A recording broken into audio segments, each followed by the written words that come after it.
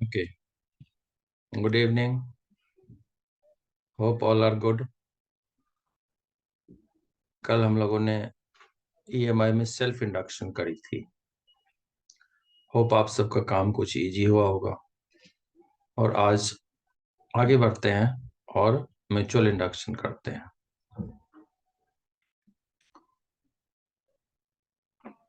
Mutual induction को हम पहले एक फैराडेज के एक्सपेरिमेंट से समझते हैं and then will proceed.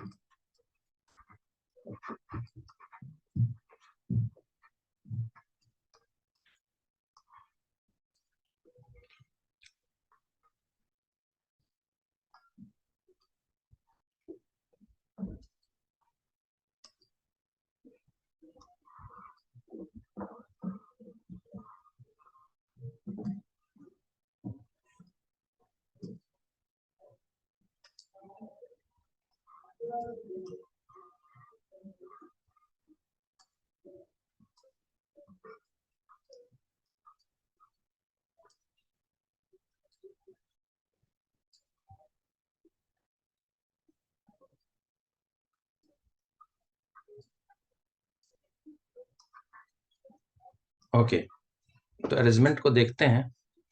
Arrangement में बेसिकली दो कॉइल्स है, एक प्राइमरी बोलते हैं, दूसरे को सेकेंडरी बोलते हैं। दोनों coil no way connected to each other, लेकिन हाँ, ये एक काइंड ऑफ हैंगर है, ब्लैक वाली जो रॉड जैसी है। ये ब्लैक वाली रॉड नॉन कंडक्टिंग हो सकती है या कंडक्टिंग भी हो सकती है। अगर हम मैग्नेट बनाना चाहते हैं तो कंडक्टिंग लेंगे, नहीं तो नॉन कंडक्टिंग ले लेंगे। फर्स्ट वाले प्राइमरी कॉइल में हमने इनको बैटरी सोर्स से कनेक्ट कर दिया और की को क्लोज कर दिया।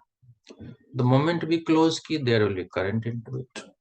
When current starts growing, increasing, जब बढ़ने लगती है करंट, तो हम देखते हैं कि गैल्वेनोमीटर डिफ्लेक्ट करने लगती है और थोड़ी देर बाद डिफ्लेक्शन नहीं होती है। फिर से रिपीट करता हूं, जब की क्लोज करते हैं तो बैटरी के कारण से करंट फ्लो होती है। करंट फ्लो जहां शुरू हुआ, ये गैल्वेनोमीटर डिफ्लेक्ट होती है और थोड़ी देर बाद ये गैल्वेनोमीटर की डिफ्लेक्शन बंद हो जाती है, करंट अभी भी है। सबसे पहली बात तो सेकेंडरी कॉइल प्राइमरी से कनेक्टेड नहीं है। जो चेंज प्राइमरी में हो रही है वो अपने आप सेकेंडरी से लिंक हो जाती है, कनेक्ट हो जाती है। नंबर टू, कि शुरू में डिफ्लेक्शन गैल्वेनोमीटर में हो रही थी सेकेंडरी में, करंट अभी भी है प्राइमरी में, लेकिन यहाँ डिफ्लेक्शन बंद हो जाती है। मीनिंग क्या है कि जब फ्लक्स शुरू में करंट ग्रो या इंक्रीज होने का मतलब है कि प्राइमरी और सेकेंडरी कॉइल की क्या होती है, एक दूसरे से कनेक्ट हो जाती है through flux, change in flux. और जब करंट स्टेडी स्टेट में आ जाती है, कांस्टेंट हो जाती है, तो फ्लक्स चेंज भी बंद हो जाती है। ये पूरा चैप्टर चेंज इन फ्लक्स पर बेस्ड है। फ्लक्स चेंज नहीं होना है तो कुछ नहीं होना है। तो क्योंकि करंट स्टेडी स्टेट को हो जाती है तो फ्लक्स चेंज नहीं होती है, इसलिए गैल्वेनोमीटर की डिफ्लेक्शन बंद हो जाती है। Hope you have understood. तो इसको एक्सप्लेनेशन में अगर हमें बोलना होगा वन लाइनर में, तो इनको ऐसे बोलते हैं कि the phenomenon of change in current, the phenomenon of change in secondary coil due to change in primary coil. What change? Change in flux, and hence change in EMF and current in the secondary coil is called mutual induction. तो change basically primary में current change हो रही है and that is getting induced with the secondary coil. फिर से बोलते हैं, the phenomenon of inducing EMF and hence current in a coil due to change in current in neighboring coil is called mutual induction। और इसकी application की अगर हम बात करें तो इसकी एप्लीकेशन हमारी बहुत ही कॉमन सी एप्लीकेशन है, जिसको हम बोलते हैं ट्रांसफार्मर, जिससे हमारे घरों तक करंट आती है, राइट। और सेल्फ इंडक्शन पे अपना एसी जनरेटर बेस है, जो आगे हम लोग डिवाइस पढ़ने वाले हैं। तो यहाँ भी अगर हम लोग बात करें तो whatever change in current is this, due to that there is change in flux. तो कहते हैं कि flux in secondary is directly proportional to the current change in primary. और इसी को अगर हम ऐसे लिख देते हैं, phi S is equal to M I P. तो एकदम सिमिलर जैसा हमने किया था phi is equal to L I self induction में, वैसे ही म्यूचुअल में कर दिया। और यहाँ पे इस म्यूचुअल को बोलते हैं, एम को बोलते हैं coefficient of mutual induction.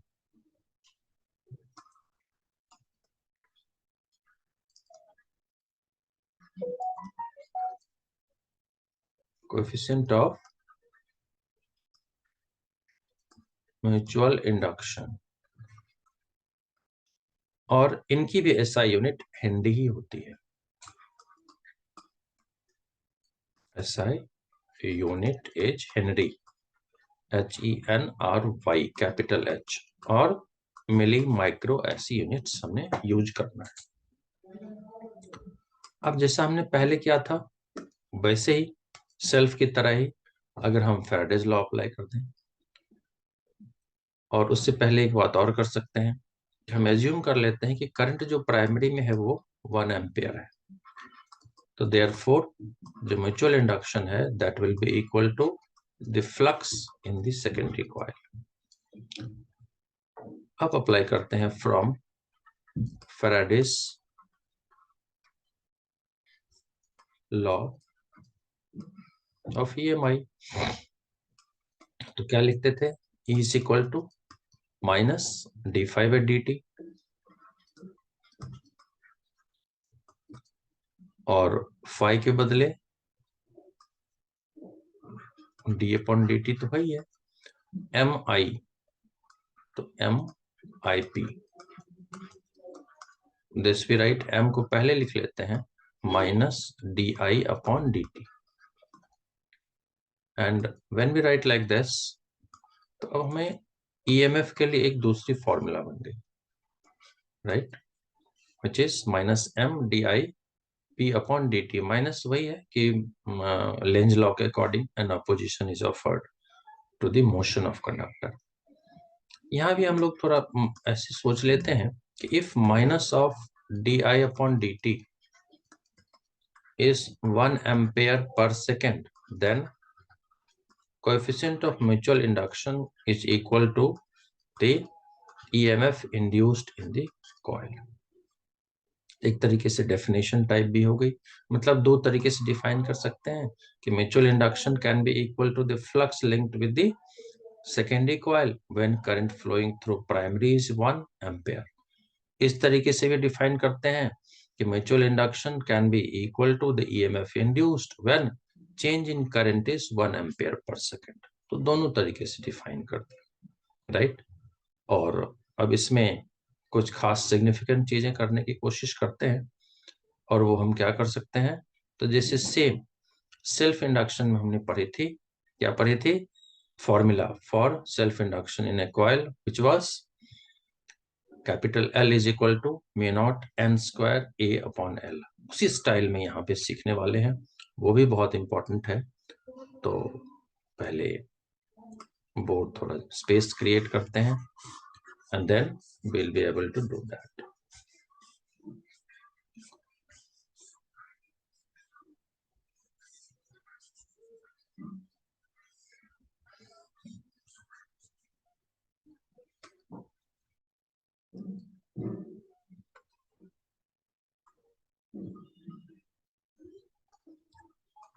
Let's write expression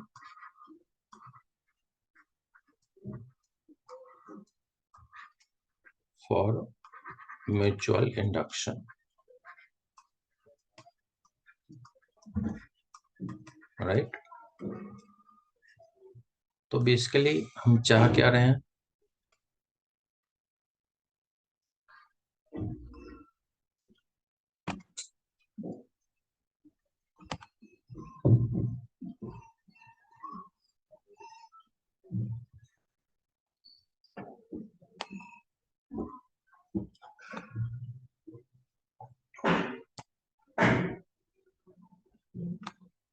okay, तब इसके लिए पहले डायग्राम बना लेते हैं फिर से। तो म्यूचुअल की बात कर रहे हैं तो ऑब्वियसली हमें कितनी चीजें चाहिए, कम से कम 2 तो चाहिए ही चाहिए। तो एक कॉइल पहले बना लेते हैं और इस कॉइल की लेंथ L लेते हैं, दूसरे कॉइल की भी लेंथ सेम लेंगे। इसमें करंट लेट से आई जा रही है और इस तरीके से निकल रही है, जिसमें total number of turns N1 ले लेते हैं। दूसरी कॉइल है जो कि इनके अराउंड ऐसे कुछ रैप करी गई है, कनेक्टेड नहीं है डायरेक्ट, ऐसे रैप करी गई है। इसमें डायरेक्ट करंट भी नहीं है। इनकी भी लेंथ सेम है L, but number of turns इनमें N2 ले लेते हैं, थोड़ा सा डिफरेंशिएट करने के लिए।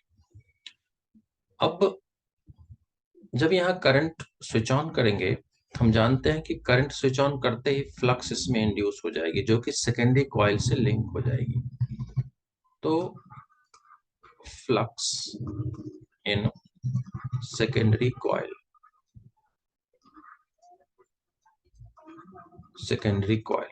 तो फाई इन सेकेंडरी। तो इसके लिए हम फ्लक्स के लिए फॉर्मूला है NBA cos थीटा, तो इसको direct number of turns BA cos theta, भाई थीटा को हमने 0 लेके cos 0 1 कर देना है, and therefore we write phi as NBA, equation 1. Then B की अगर हम बात करें तो B जो होती है कॉइल पे, हमने ये एप्लीकेशन पढ़ी है, mu naught N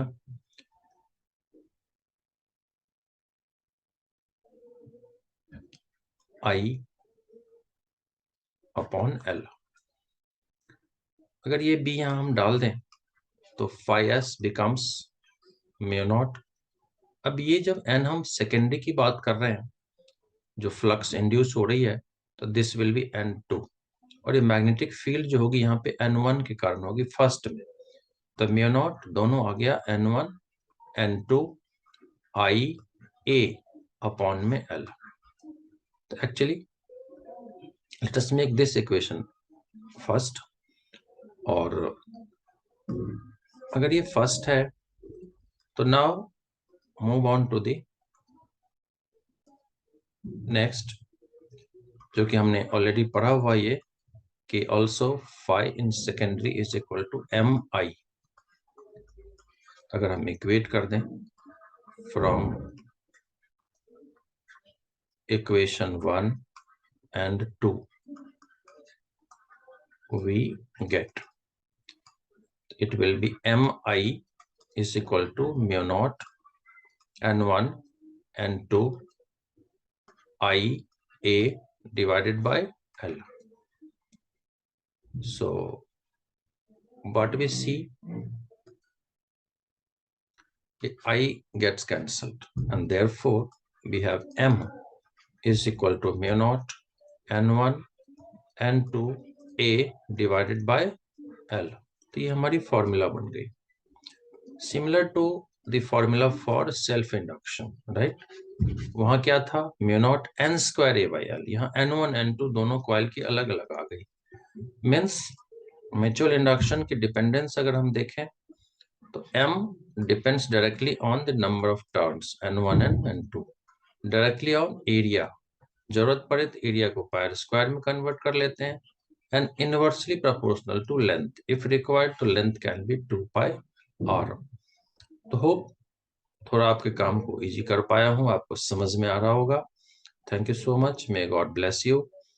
please do like, subscribe and share it with your friends, and Please give your feedback. Thank you so much. May God bless you.